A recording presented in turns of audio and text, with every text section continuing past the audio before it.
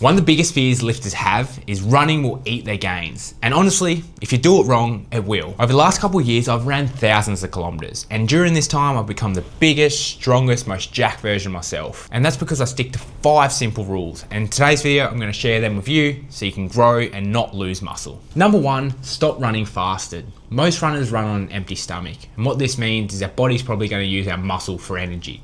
And you don't want that to happen. So if we make sure we fuel, especially with carbs, this means we're gonna fuel the body and not use muscle for energy, but also gonna make sure we perform at our best.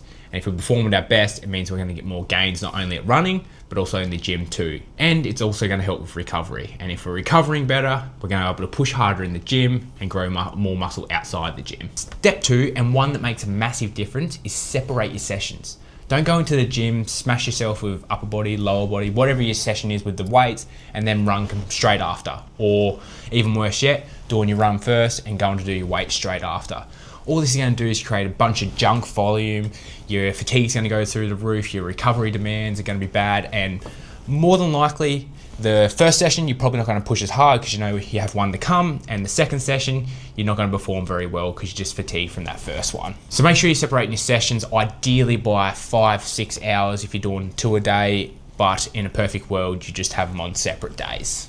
Number 3, lift heavy. Ideally, when you're in the gym, you want to lift lower rep ranges. Now, there's a few reasons for this. It's going to create less fatigue than what high reps do. We're also going to get a lot stronger. And it means that we're going to get the most out of muscle growth over a long period of time. As long as you are lifting between that 5 to 30 rep range, intensity is going to be the key indicator of muscle growth because it's going to cause the most mechanical tension. And this can be done a lot better in a lower rep range because we don't have things like cardio, mental, other muscle groups given out. We can just push the muscle we're trying to train in a lower rep range a lot better than we can if it was a higher rep range. So don't make the mistake of lifting high reps, which a lot of people do, especially runners. Number 4, and I'm gonna call this one the gray zone. So what I'm referring to there is when you do your runs, you don't hit the zones you're meant to, you're in the gray zone. So for example, you got a zone 2 run, a nice slow, easy run. So instead of being in that zone 2, you spend most of your time in zone 3, zone 4, because your ego gets a hold of you and you just can't run that slow pace. You've got to run faster, especially when other people are around. It's something I fell for a lot, especially when I started running. I just couldn't bring myself to run that slow because I thought I was looking stupid, but in reality, I was just messing up my training.